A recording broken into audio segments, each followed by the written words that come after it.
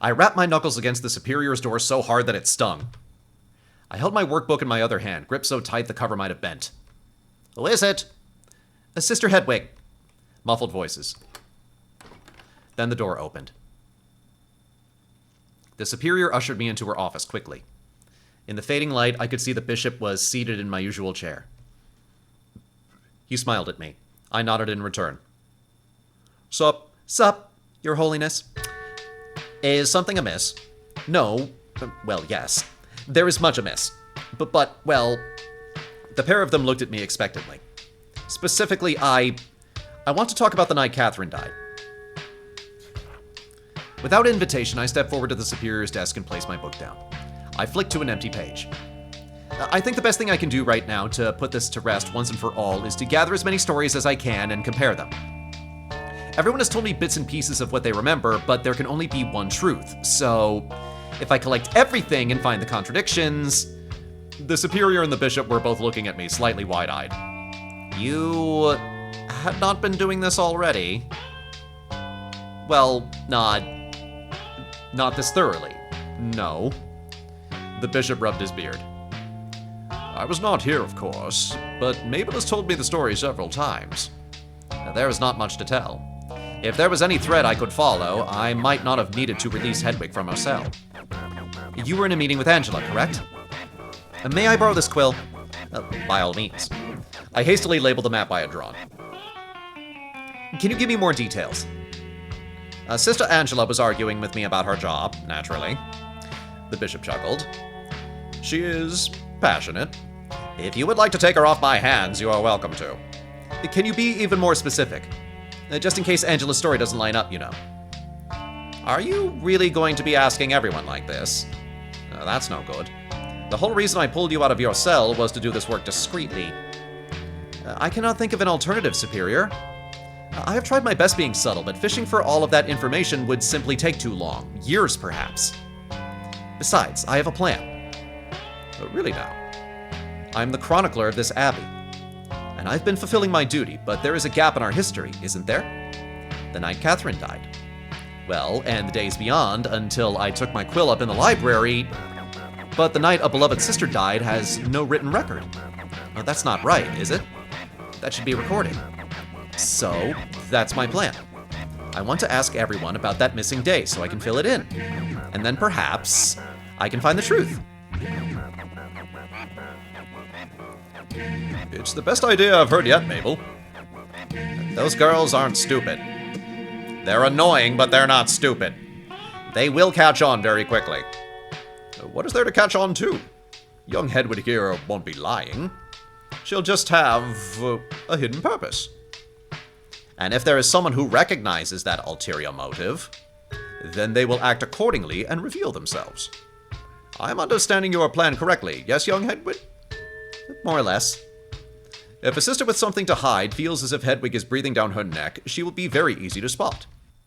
And if our suspected killer remains none the wiser, the truth will reveal itself when all the stories have been compared. You are a clever one, Hedwig. Do you really believe that this is the only way forward? Yes, Superior. I've been doing my utmost, but there's only so much I can ask. It could take years to piece everything together. I mean, we could fill out a whole other visual novel for one thing. We don't have years, do we? I looked between the Superior and the Bishop. For a moment, I hoped that their answer would be yes. We do not. I suppose we don't, do we? How good of an actor are you, Hedwig? Well, I haven't been found out yet, have I? Not as far as we know, no. It is not my preferred course of action, but I see precious few alternatives. Very well, Hedwig. Ask your questions. The morning Catherine's body was discovered, you and Angela were arguing. In here? Yes, it was very early in the morning. It could be described fairly as late night. Is there anything specific about the argument worth noting? Sister Angela and I had a disagreement about appropriation of funds. It is her right as prioress to check me on such matters, I suppose. And then Sister Charity knocked on your door? Yes. We three went to confirm the body. Then Angela escorted Charity back to the dormitories. I told her to wake up Moira. Then she returned with both Moira and Eustace in tow. You didn't ask for Eustace? No, but I'm glad Angela brought her. Her help was invaluable. Angela began a cursory search around the Abbey for the culprit, while Moira, Eustace, and myself carried Catherine's body into the chapel. Once the body had been moved, I sent Eustace to wake the rest of the sisters so a full search could begin. What did you do? Moira and I stayed with the body and examined it. Well, Moira examined it, and I stood watch. Then what happened? There was a long wait. Finally, Angela dragged the mail carrier in on his ear. She said she had found him hiding in some shrubbery.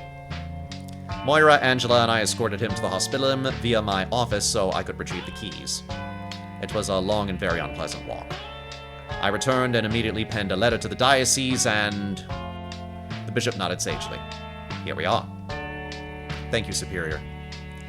I am still not totally convinced you will be able to pull these details so readily from the others. What else is there to do? I do not know. She sighed heavily. Therefore, take my blessing. Inform Sister Angela as soon as you can. She should be pleased to hear this. I knew for a fact that Angela would be most upset by my insistence on writing things down, but I hoped that my initiative would at least placate her. I closed my workbook and made for the door. Thank you, Superior. I will begin right away. Oh, before you leave, our newest oblates are arriving soon. Indeed. What will you tell them if they notice you asking around? You intend to keep them in the dark. I assume they will be curious, but I am not sure how to best tell them. You can't hide the fact that a sister died here. News will get out sooner or later. Of course. I wouldn't dream of hiding it from them forever. But they might be put off seeing all this unfolding in front of them as soon as they arrive. This was not an argument I wanted to have a hand in. Not my monkeys, not my circus, Superior. If they ask me, I will tell them the truth. After all, I am the chronicler. I am simply filling in a gap in our Abbey's history. I suppose that is all you can do. Goodbye, Hedwig. I bowed and exited the office. That was one down. The easiest one, I supposed. How to proceed. The Superior was correct. This would be far more suspicious than my behavior thus far. Eustace, for one, would see right through me. I felt slightly queasy thinking about her. I wasn't just breaking my promise to her, I was practically mocking it. Meh, who's this little promise? Meh, that's you. I only hoped God would forgive me for this. Justice for Catherine was more important than my friendship with a woman who was holding her death over me. I would save Eustace's story for last then. Maybe I could at least hide my broken promise from her for a week. I began to walk idly through the cloister. Perhaps I would run into someone and strike up a conversation and quickly strike another interview off my list. I thought back on the Superior's story. It revealed very little that I did not already know, but at the very least it provided some sense of shape. A good foundation of stone to build on. My thoughts veered off course. I thought about the clock tower. I had no idea what to imagine. I had never seen a clock, and beyond steeples and the tallest corners of Lynbarrow, I had only read about towers. What purpose could it serve?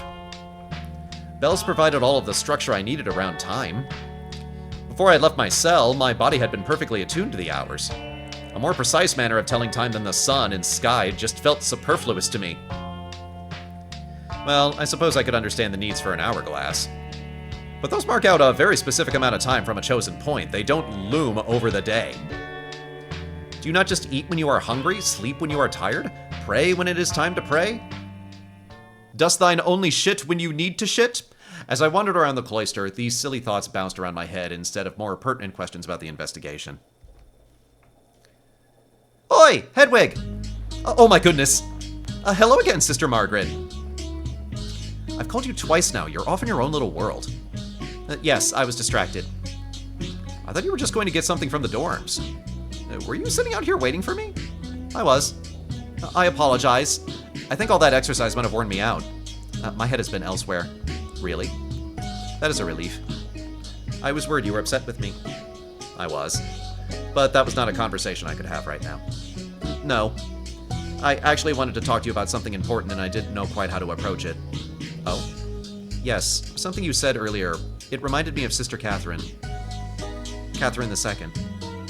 And well, I've had this question gnawing at me for a while, seeing as I've stepped into her role as chronicler. How to cover the day she died in my writings. Oh. just because, as it stands, there is a gap between when she stopped writing and I began. And that is a fairly significant gap.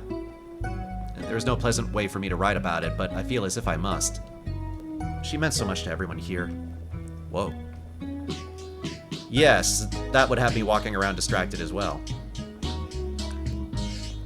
What I went to go get from the dorms was a book. I'm writing down everyone's accounts, and then I'll sort of, I don't know, combine them all. Unfortunately, I'm not sure I can say much helpful.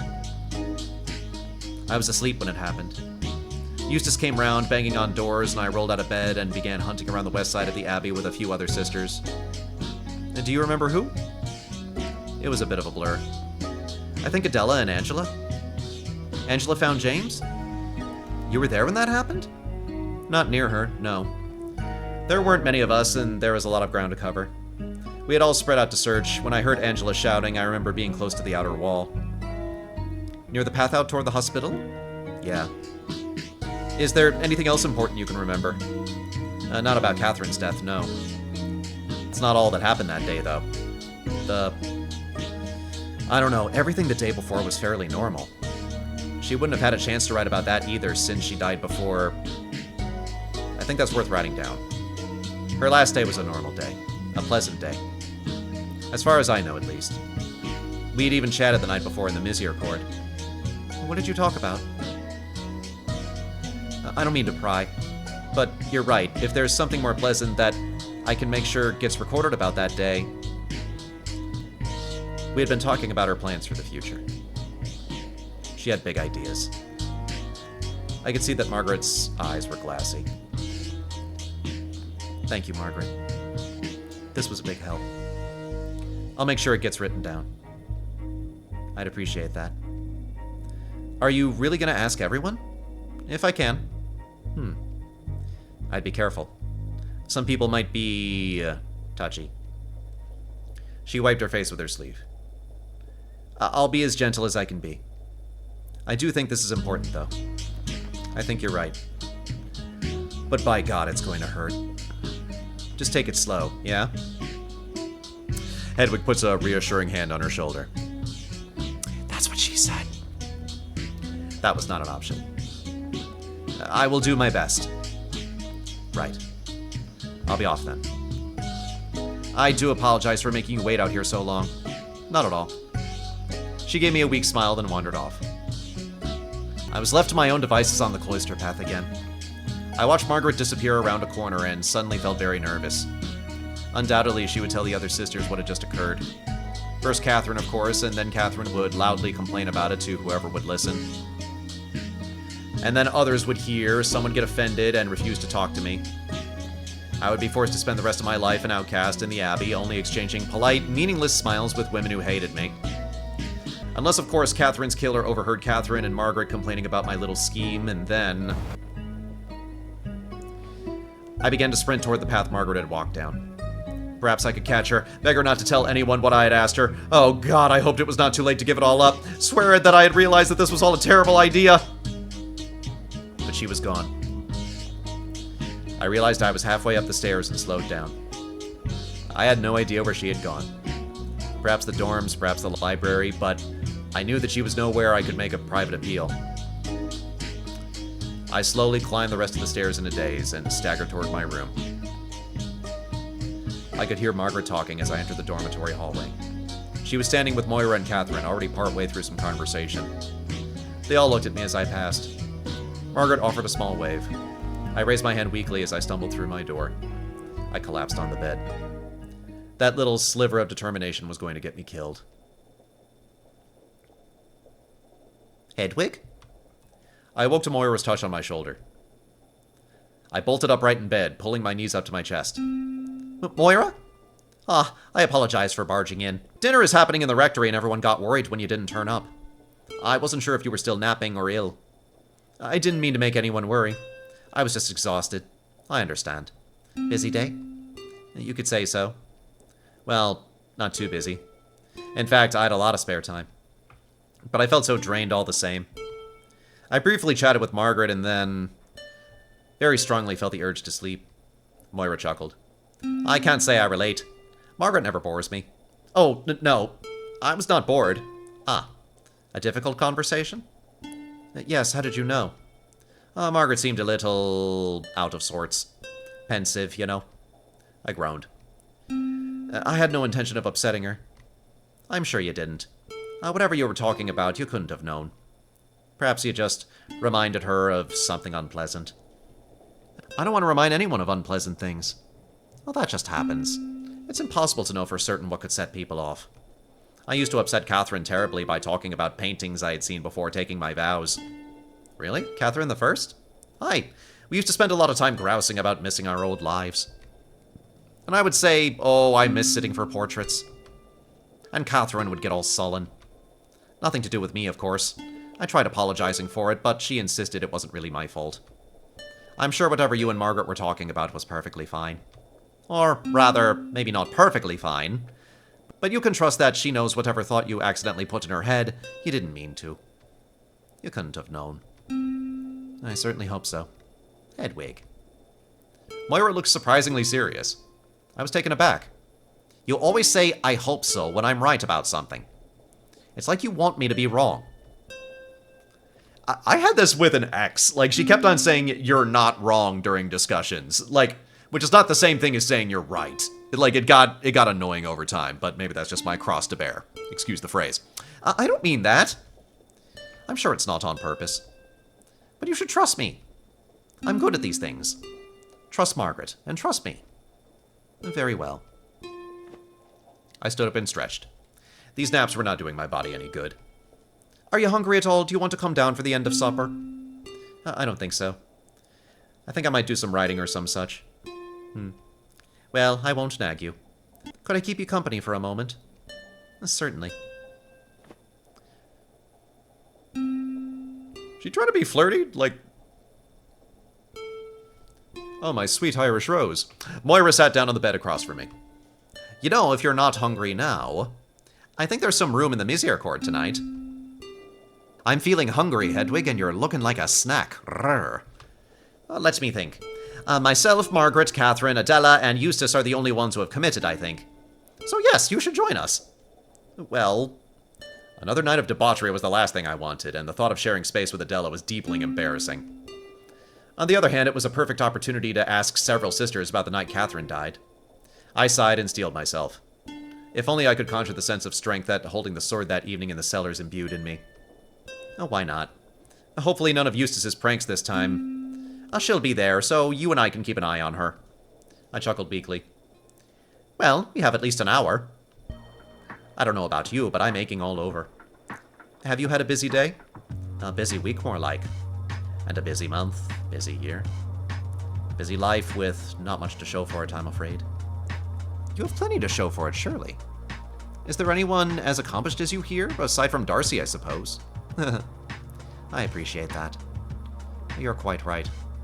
But sometimes I think about what life'd be like if I had ended up somewhere a mite more prestigious.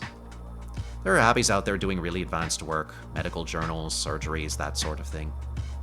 Now, I would faint if I were ever within a mile of a surgery. Oh, it took me a long time to get used to the sight of blood and guts. Just those words make me quite ill. What's the most horrible thing you've ever seen?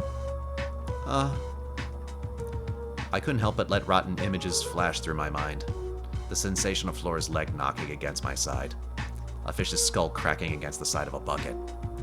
The quickest glimpse of a goat's head leaving its body as a sword swung through it. Insects crawling through slimy innards. Pale waterlogged skin. I shivered. My imagination could not be allowed to run wild this way. In all honesty, Flora's leg might be the most harrowing image I've witnessed. Oh yes. It's a miracle it's still attached at all. If you hadn't been there, she would have certainly lost it forever. Although between you and me, there is a very good chance we'll still need to amputate it. If I can be grave for a moment, I keep thinking to myself, maybe that would have been better. We did a lot of extra work when a clean cut above the knee probably would have sufficed. I'm sure she's grateful to still have both legs. If she recovers properly. I say properly, but it's more like if she has a miraculously good recovery. If she ever walks again, it'll be with a limp. For the rest of her life. Is that so bad? Moira giggled pleasantly. You have such a way of cutting through my worries, Hedwig. You're right, of course. It'd be better to limp forever than to not walk at all. We sat in silence for a moment. I hope you don't think I look down on the crippled. I used to work at an abbey much closer to a castle, you know. Lots of soldiers would come in with the most horrible injuries you can imagine. I've chopped legs off before, you know. And arms. I've cut away mangled genitals crushed by horses, too. I've even scooped out damaged eyes. Enough! I'm going to retch if you don't stop. I'm so sorry, Hedwig. All I mean to say is, I've seen what life is like without a limb or two. It's a lot harder. People can be very cruel. There's not much work out there for crippled men. Maybe even less for crippled women. Well, Flora is in service to the Lord in an abbey, isn't she? She'll make do no matter what. I've always wondered if she'll stay here.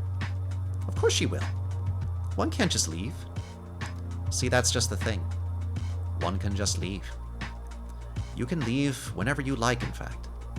It will be hard, no doubt. Asking for official permission from the Pope, mind you, those are very slim chances and could take years if it did happen. But leaving? Just leaving. That can be done as quick as you like. But finding a life outside the Abbey? No easy task, to be sure. And much harder for someone like Flora. Who would marry her without a leg? No wealthy suitor, that's for certain. But she could leave. If she was pushed far enough, she could leave. Nobody could stop her. She might die in a ditch a few weeks later, but she could leave. Goodness, I keep saying such grim things. I really do not mean to be so gloomy, Hedwig. I just have a lot of these thoughts that I haven't been able to share. It's no trouble. She nodded at me, and I realized her lips were trembling. Her eyes were glassy. I've just got too much going on. I sat there feeling very stupid.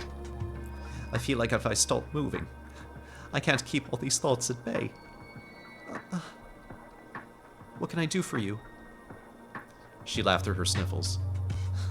You're meant to hug me, silly. Oh. I acquiesced, bewildered. I stepped forward and did my best to wrap her in my arms. She pulled me into her shoulder. It was warm, and bending down to meet her on the edge of the bed was slightly uncomfortable. Just a moment. I clambered over her awkwardly into a more comfortable position. It was difficult, as she was still clinging to my torso all the while. Once I was more comfortable, I returned Moira's embrace, wrapping my arms gingerly around her back. See? Isn't this nice? I suppose it is. She adjusted, turning her back to me and nestling into my pillow, leaving me with my arms dangling around her neck and shoulders as I laid next to her sideways. A little nap before we head to the Misericorde sounds divine. I can feel those aches melting away. Oh, that'd be good. One of my arms was pinned to the bed by her body, but I didn't want to disturb her. I tried my best to relax, somewhat bewildered by the position I found myself in. At the very least, I did not feel as off-kilter as I had when Adela had nestled close to me by the fire some nights ago. Save for my arm, which was beginning to tingle. Moira? Moira? I could hear a gentle snore. Me. I dared not fall asleep myself, lest I miss the opportunity to prod everyone about the night Catherine was murdered.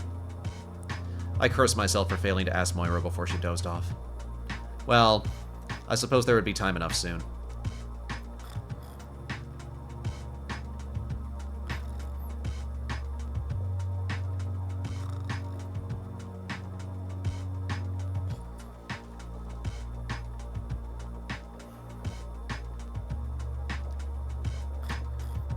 I adjusted my arm as best I could without waking Moira, and watched the light outside fade slowly. Eventually, I could hear people moving about and chattering outside my door, and I could sense the energy of preparation. I shook Moira's shoulder as softly as I could. I think it's time. Oh, goodness me, did I fall asleep? Yes. Oh no, I was just so comfortable. I hope I didn't trap you in your bed. It was no trouble. But we should probably get up. Indeed. Would you mind stepping out first? Her voice had dropped it to a low whisper. Just for, plausible deniability. You know how Catherine and Margaret are. I have a reputation to maintain, and I never hear the end of the jokes if we stepped out together. You think that they might think they've thought worse on less evidence?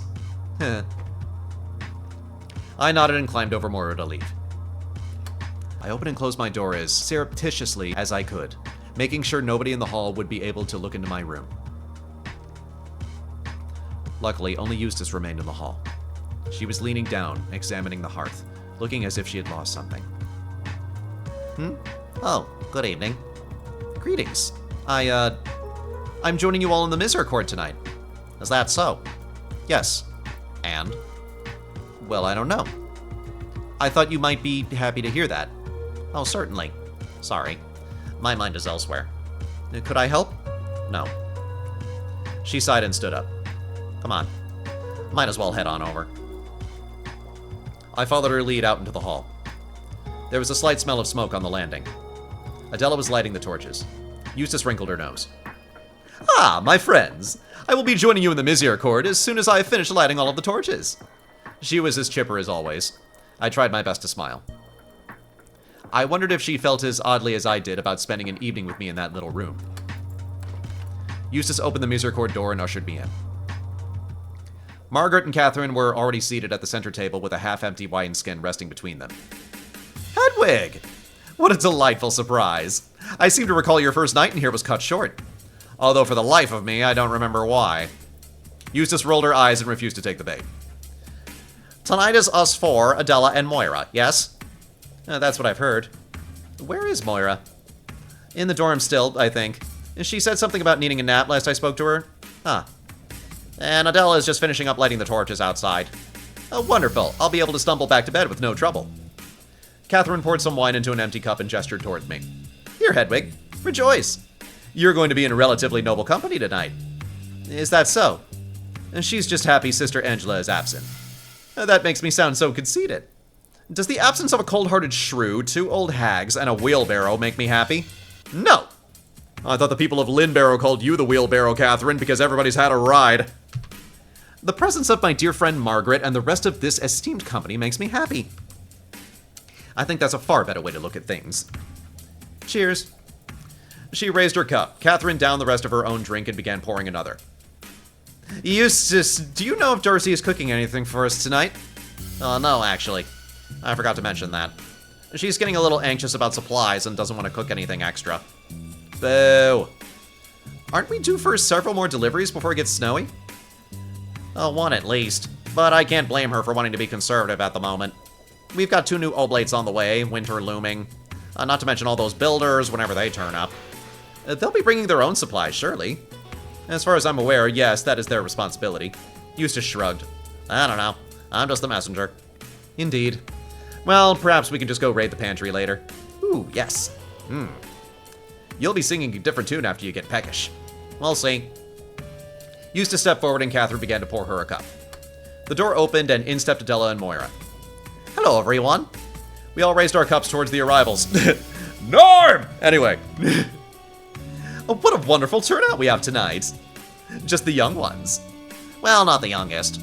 Catherine's a stretch, too. Catherine smacked Margaret's shoulder in a way that alarmed me, but the pair of them seemed to be in good spirits. What are we doing this evening? No plans. Other than a pantry raid. We are not raiding the pantry.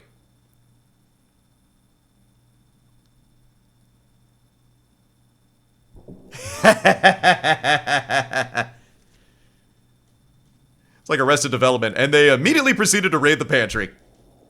The classic comedy bit of, I'm not wearing the dress, and then you cut back and he's wearing the dress. Catherine smirked. I think the voters have spoken, Cicero. Ugh. Right, chess until then? I'm not particularly interested in playing myself, but I wouldn't mind watching these two go at it. Was that a euphemism? She waved her cup between Moira and Adela. I am willing, as long as my opponent respects the rules and the spirit of the game. Of course. Everyone began shuffling furniture around to accommodate the pair of them. I tried my best to help, although I seem to recall that any time I moved toward a chair or barrel, someone else was already there. Eventually, I held back, not wanting to continue getting in the way. Adela and Moira sat across from each other and started to play. The conversation in the room began to blend into nothingness in my ears. I watched the game idly with my back against the wall. I struggled to get comfortable. I adjusted and readjusted my stance, unable to stand completely still, always shifting to touch another part of the wall with my back or my hand. My behavior must have been very concerning, because upon catching my eye, Margaret furrowed her brow and walked toward me. "What are you doing all the way over there, Hedwig?" "There's a spare seat, you know." "And it's on my face." No, I'm kidding. That part comes later. "Oh, no, I am quite comfortable here." As long as you aren't feeling left out." Before I could ask what on earth she meant by that, she turned away and walked back towards her chair. As far as I could tell, Adela was making strong headway against Moira. Spirits were much higher, it seemed, than they had been in their previous game. Adela was loud and determined, but was far happier in her boasting than she had been the night she had flipped the table over in frustration. Moira, too, was in a fine mood. She appeared to be having a grand time even though she was losing. She laughed as she acquiesced to each of Adela's attacks and narrated all of her own moves with a charming commentary. Yeah, back in the 15th century, they were so bored that everybody had to watch Let's Plays of chess. I tensed my thighs in frustration, the stone all rough enough to feel on my skin through the fabric of my frock. I wished I could be like them. Talking to people was so easy for all of my sisters. What did they have that I lacked? If I laughed like Moira every time she realized one of her own chess mistakes, everyone would look at me as if I were deranged. And I wasn't good enough at chess to play the role Adela was filling for the room then. I had no skills that would make onlookers curious, nor did I have the gravitas to command a room with words alone. I watched the chess game and smiled when it was time to smile, laughed when it was time to laugh, and nodded whenever someone made an agreeable observation. A passive participant, a reactive presence. A response, but never a call. I could have done it forever if I had to. Eventually, however, there was a knock at the door. Eustace left her seat to answer, enduring light jeers from the others. "Well, we know it won't be a ghost." "Very funny." The door swung open, but I could not see who had knocked. After a moment, however, Eustace turned and beckoned me over. "Flora wants to ask you something." Oh! Flora's wheelbarrow was sat sideways in the hallway. Darcy stood behind her, holding the handles and smiling placidly. I slipped outside the door and Eustace closed it behind me. "Did you need something, Sister Flora?" "Yeah, I was wondering if I could borrow some of your paints." "My paints?" "You know, your inks and temperas and stuff." Oh, what for?" "I want to paint something." We were talking about art and I remembered you would illuminate manuscripts and that we must have stocks of paint and ink somewhere. Indeed. I supposed I had already volunteered to help Flora learn to draw. I thought about my temperas. The deep blue, the beautiful gold leaf, the fine red that would need multiple coats. I sighed. I had no reason to hold on to them. I can give you the rest of what I had in that box I brought to your first lesson, and I could ask the superior where the rest is. I would receive replacements here and then that I assume must be kept in a cupboard somewhere. You can have them as long as you promise to save some for our lessons, yes? Ooh, really? I mean, yeah, of course. I can do that. I was taken aback by Flora's expression. I had seen her smile before, but there wasn't a trace of mischief or sarcasm on her face. Then if you wait here, I can run and get that box for you from my room. See, I told you. Hedwig is nice. Yeah. I jogged past the stairs to the dormitory and through my door. I'd left the box on the thus far empty shelf next to the writing desk, in the same position it would have been on the shelf in my old cell. I opened it to inspect the colors. There was a decent variety here. Blues, reds, yellows, whites, even some gold leaf. I removed one container of black ink that I had set atop my writing desk, next to the one I'd already been using, just in case. I closed the box and turned to leave. However, on the way out, I noticed that my bed was in complete disarray. The covers were scrunched up into a ball, and to my dismay, there was a large wet patch on my pillow. Had Moira managed to spill something in my room? I hastily rearranged the covers and flipped the pillow over. I supposed it was only fair that Moira be forgiven for making a mess in my dorm. I went cold thinking about the ink bottle I had accidentally smashed in her bedroom, the one that the cat had miraculously eaten the blame for. I could not chastise Moira too harshly. The other cheek and so forth. I walked quickly back to the landing, where Darcy and Flora were waiting patiently. Here's something to get you started, at least. Without thinking, I plopped the box on Flora's lap. Ow! Sorry. It's alright. She opened the box and took stock of the contents. You said the superior would be able to tell you where more was, yeah? I would imagine, yes. Is that not enough? No, this is good. Definitely enough for now. She smiled at me again, and I smiled back. There was an awkward silence until Darcy cleared her throat. Oh, yeah, thanks, Hedwig. Darcy smiled serenely. You're welcome, Flora. What are you going to make? It's a surprise. For everyone but you, I suppose. But I need to practice first. Of course. Is that all? Yeah. Very well. I'll just get back to it then. Darcy shook the barrow gently as I turned to leave. Thank you again, Hedwig. I smiled over my shoulder and re-entered the Misericorde. Everyone turned sharply to glare at me as soon as I stepped through the threshold. You're supposed to knock first. My apologies. We're winding you up, Hedwig. Mostly. Even so, knocking is a good habit around here. Who knows what we might have been up to? Of course. Here, allow me to demonstrate. That really is not necessary. Nonsense! I remember when you were bewildered by stairs. There's no shame in needing a quick refresher on common courtesy. She marched toward the door, a whimsical expression on her face. Simply raise your knuckles like so, and rap them against the door thusly. Once again for good measure. The door swung open. Hello. What? I thought you needed something. You knocked. No, it's a joke. What was the joke? It would take too long to explain. Well, very well then. Bye! Catherine rolled her eyes and closed the door, then rejoined the others. So, what did Flora need? Oh, I suddenly remember what Moira had told me about Catherine in paintings. Not wanting to spoil the mood, I remained vague. She just had a question about our last art lesson. Your only art lesson, you mean? Well, yes. Catherine had no way of knowing that I was doing this for her benefit, so I ignored the jab. I was annoyed, though. Was Flora complaining about me whenever it was Catherine's turn to push the wheelbarrow? Well, never mind all that. Is there another wineskin? I think this one is nearly out. We only brought one? I told you Darcy has been a bit anal about supplies recently. So we're just meant to sit idly twiddling our thumbs for the next few hours? Well, it sounds like it's time for us to go on that pantry raid then. No. Yes. Oh, what fun. Everyone turned towards me. Am I the pantry that you're about to raid? Well, why not? Everyone except Eustace whooped and clapped. Then it is settled. Margaret will lead the way, of course. Right you are. I suddenly came to the realization that I had made a very poor decision. I've made a terrible mistake.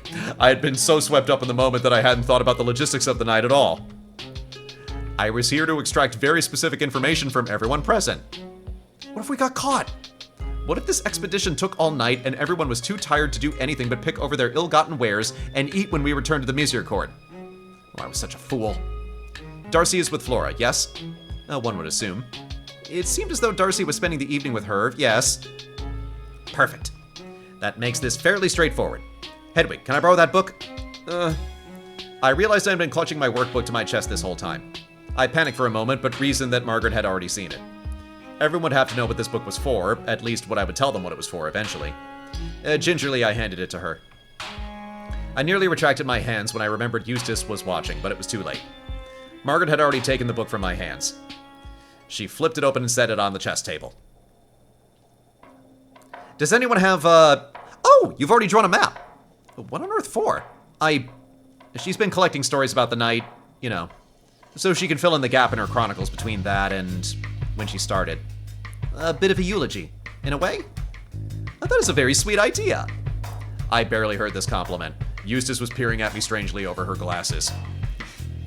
Eustace is just like, motherfucker. I swear I could see her trying to steady her breathing. So here we are, and the cellars are down here. I'm gonna use myself as a cursor. Shocking revelations. My understanding of the Abbey has been altered completely. Hush. The easiest way to get to the pantry is to simply head down the stairs and hope nobody asks us what we're doing on the way. But that is also the boring way. Forgive me for asking, but is the pantry not in the kitchen? There is a pantry in the kitchen, but that's where food for the upcoming days is kept. Darcy moves ingredients from the cellar pantry to the kitchens as needed.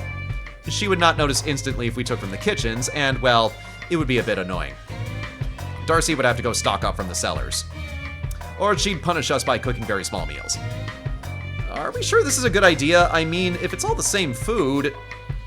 There's plenty of food in the cellars, and we're mostly going to be pinching salted meats, dried fruit, biscuits, etc. So, bacon and cookies. Come on, man. Don't you like bacon and cookies? You ever put bacon on top of a cookie? Not saying they go together, but they don't not go together. Easily replaceable. We do this all the time, Hedwig. It must be stressed that this barely registers as a crime. It's one of our funny little games, really. Pretending we might get in trouble is half the fun. I'm afraid I don't understand. The thrill of transgression without any true danger of punishment. A light drubbing from the superior at worst. A slap on the wrist, and maybe a slap on other places if I ask nicely. I was beginning to understand why the superior was so frustrated with these women. Truly, it seemed like her authority amounted to nothing at all. I glanced around the others. Eustace was still regulating her breathing, staring at some point on the wall past me. Very well. I can play along. Good. So, we head out of the Misericorde, we dip into the library, and head to the shelf on the right that was Catherine II's plays and things on it. No, we do not. I'm sorry? We don't do that. We're not going through the library. But behind that shelf, I know. I know what's behind that shelf. I'm the sacristan, and I say no. No mucking about in the library. Oh, goodness, it's just a bit of fun. For one thing, it would take twice as long as just walking down the stairs. Well, yes, but this isn't about efficiency. Right, it'd be fun to show Hedwig and Adela some of the passages, that's all. Sorry, I wasn't looking at her face for half a second. Like, did she get into Darcy's stats? She got the munchies now. You can do that on your own time. Margaret looked bewildered. Oh, very well then. Well, Hedwig, you know the drill as well as the rest of us then. We're going to crawl through that false barrel in the cellar. Unless Eustace would just prefer to walk to the pantry door. Leave it. Let's have some fun, yeah? Oh, yes. Margaret snapped my book shut and everyone began following her to the door. I reached out to grab it, but Eustace corralled me toward the rest of the group before I could. We spilled out onto the landing. It was quite dark outside now, save for the flickering torchlight. Darcy and Flora are elsewhere, it seems. Good. Shh. Margaret began to creep, somewhat theatrically, toward the stairs down the lower halls. The others followed suit, getting into the act with enthusiasm. They're doing the Blues Brothers sneak. We all skulked down the stairs into the cloister. I love Cab Calloway. I have to tribute Cab Calloway any chance I get. Minnie the Moocher. Margaret hugged the wall, and we all sidled along behind her to the entrance to the cellars. There was an air of mockery about the whole enterprise. But even so, I couldn't help but stare at the Superior's door down the way, and worry that it might swing open. Hold on, I think I hear something. We were as quiet as we could be. I could hear nothing but the breeze. Wait here. Margaret ducked down and slipped into the entrance, disappearing down the staircase.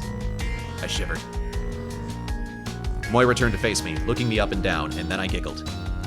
She spoke in a tiny whisper. Are you cold, Hedwig? Yes, are you not? I am, but you look very cold. I furrowed my brow, unsure what she meant. Her eyes flickered downward from mine, and I realized what she meant. Oh, okay. Yeah, it took me a minute to put that together. I fumed and folded my arms across my chest. She started giggling so heartily that Eustace had to shush her. Margaret whispered from up ahead. I think Charity and Marta might be down here. Well, that wouldn't surprise me. But I think they might be asleep. I hear snoring. Let's keep going. I wanted to protest. Surely 6 women crawling through a false barrel would make a lot of noise, but it was too late. Everyone was already following Margaret down the staircase. I felt Eustace's hands on my back pushing me forward. I followed after the others. It was almost pitch black down here, save for a flickering candle somewhere in the rows of casks. Margaret pointed toward the light. They're over there, I reckon. It's bloody dark down here. Should we fetch a pricket? I know my way around. Just follow me. Margaret ducked to the right and began leading us through the barrels. I had never realized just how maze-like it was down here. I was soon navigating on sound alone, keeping an ear out for shuffling fabric in front of me. For all I knew, we were moving in circles. Every now and then, a snore would echo throughout the cellar, and all movement would cease. Ah! It has no eyes, but it still sees me. It was during one of these pauses that something caught my eye. Through the rows of casks, I could see a painting propped up on an easel. I could not make out what it was in the dark through the distance, but it made all my hair stand on end. Is that what Flora was working on? I felt a sudden stab of regret. My precious materials were being wasted on crudity. The subject was recognizably human, but it was decidedly formless. It was dark, perhaps hooded. What did it? Hedwig! Psst! I turned away from the strange painting and continued following Margaret's voice as best I could. We crept along for a few more minutes, making as little noise as we could. Finally, our guide stopped. This one. Carefully, I saw her open the round door to the tunnel. The latch made a loud, dull clunk. She stopped for a moment, but the snoring had not stopped. There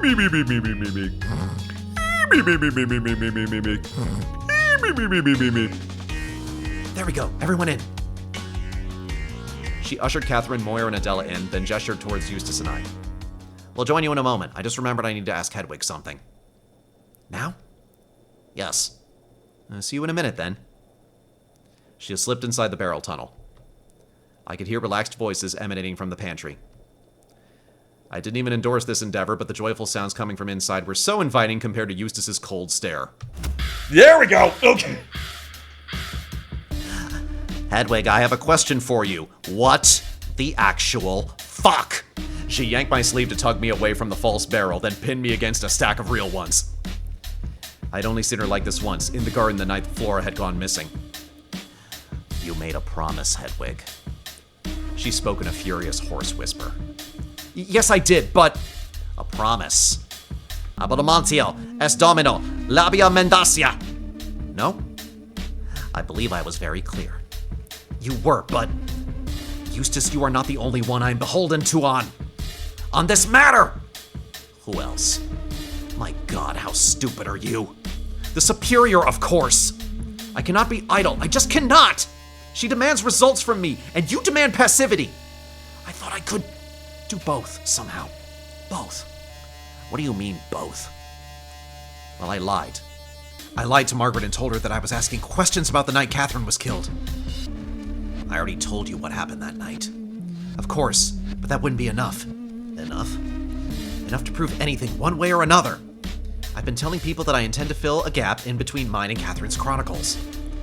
Not just the night she died, but the days between. Nobody suspects a thing. So you are breaking your promise. That didn't take very long. Well, I wasn't going to ask you.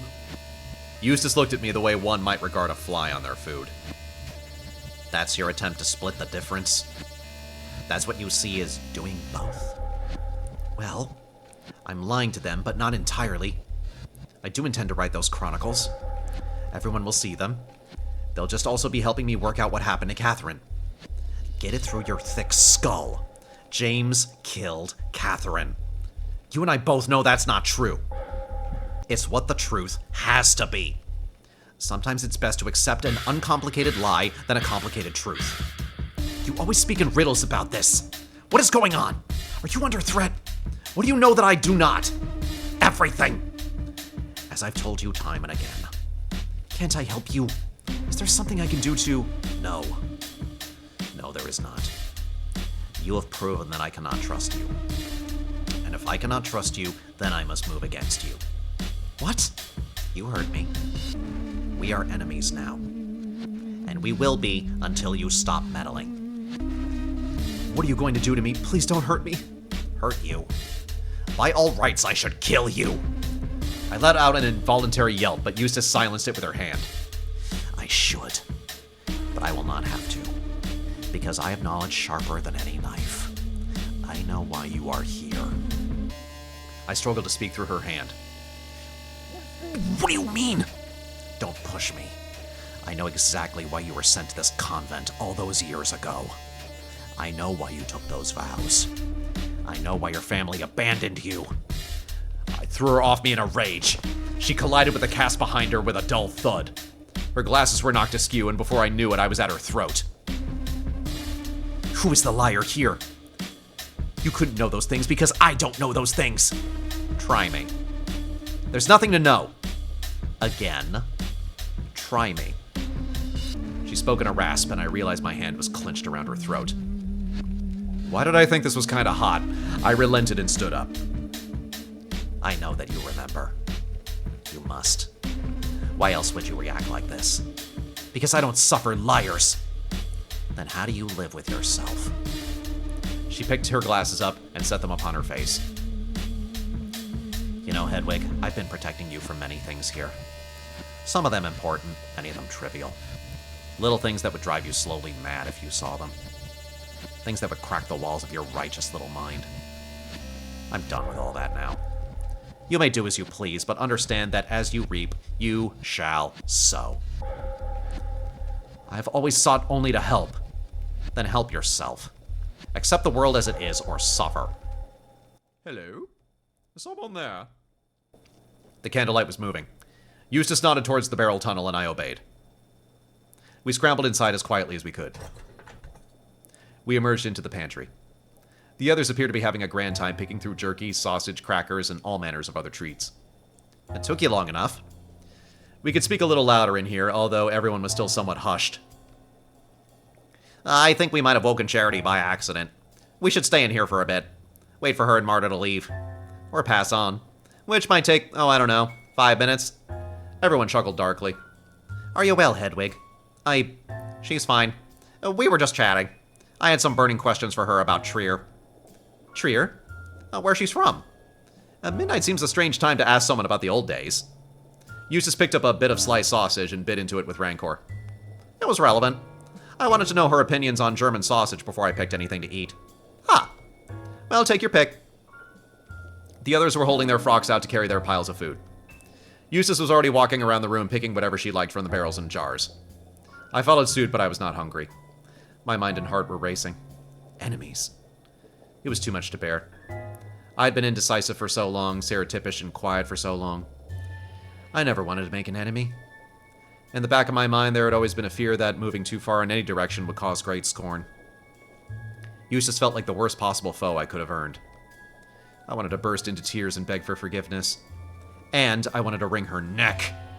More indecision. I tried to focus on picking enough meats and fruits to avoid suspicion. When in doubt, eat your feelings away, Hedwig.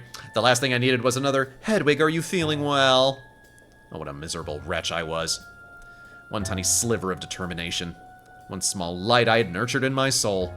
And this is all it had earned me.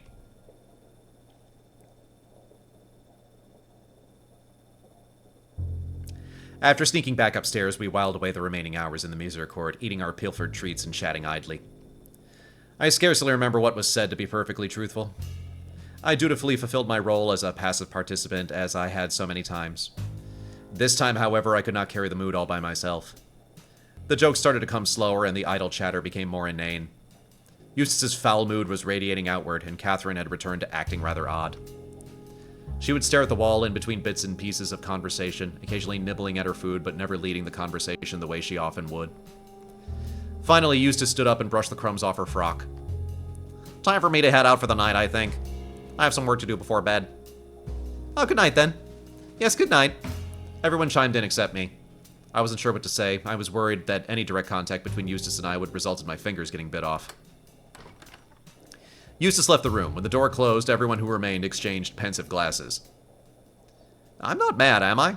Did I miss something happening with her? I didn't want to say anything. Nor I. Most strange. All eyes fell to me. Well, we had an argument, I suppose, in the cellars. Oh? Whatever about? Oh, what I wouldn't give to leave and go to bed right this instant. I glanced at my workbook still resting on the chess table. What could I say? I didn't dare push forward now, not tonight.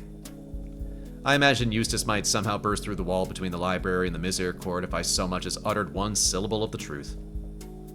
I don't know. You don't know what you were arguing about? No. That is to say, she seems very angry with me and I do not understand why. That does sound like Eustace. Oh, this isn't the first time either.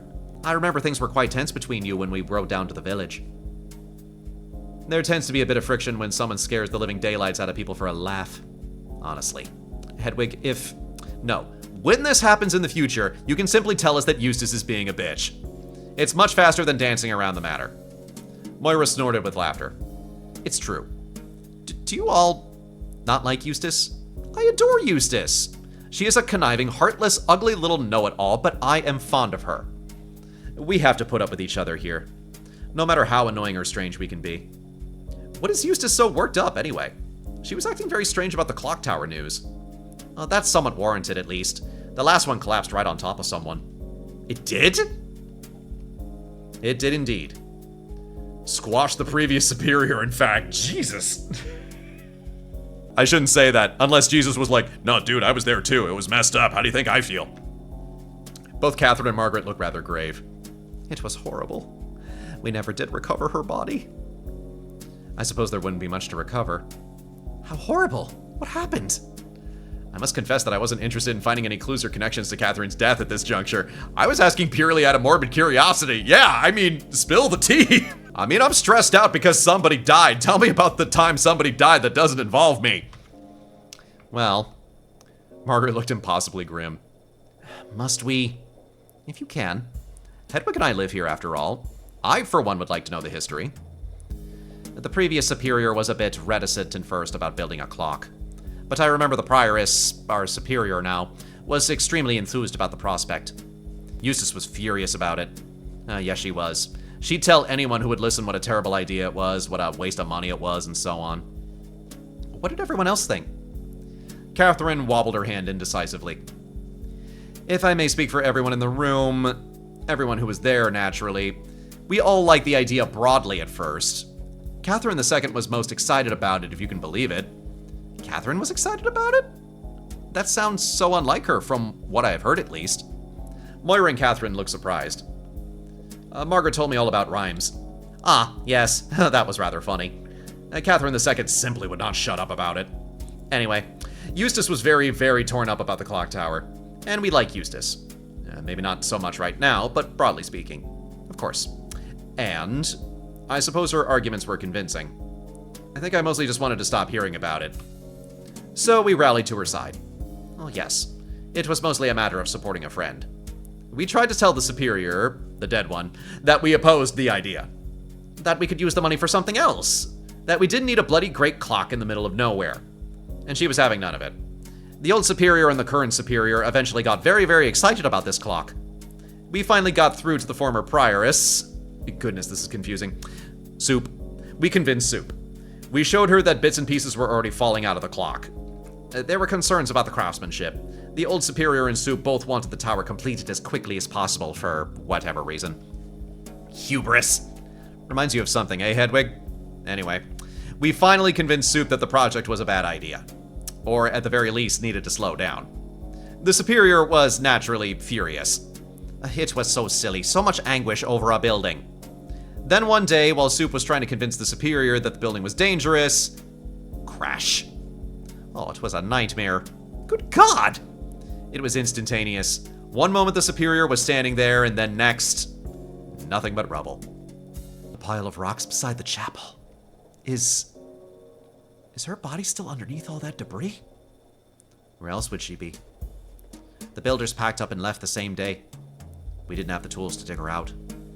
The Soup's first act as new superior was firing those men. Didn't even stop to think about giving the old superior a proper burial. Luckily, I found, the fragment. A bit of bone and flesh knocked clear of the rubble. So we were able to bury her, in a sense, up in the graveyard. The rest of her, well, she's just broken bones now, but I can assure you the smell lasted for months. Service in the chapel was unbearable. It was worse there, to be sure. But every now and then the wind would pick up and you'd get a whiff of rotting superior almost anywhere in the abbey. How horrid! A true haunting. That is a truly foul outcome. Eustace, I think, always felt a little guilty about the whole thing. So I am inclined, shall we say, to be forgiving when she acts like an insufferable cunt. Second time I've said that on this channel. How do you like that? Oh, yes. Before Catherine II's passing, that was the great tragedy of the Abbey. It hit Eustace hard. How did Catherine react?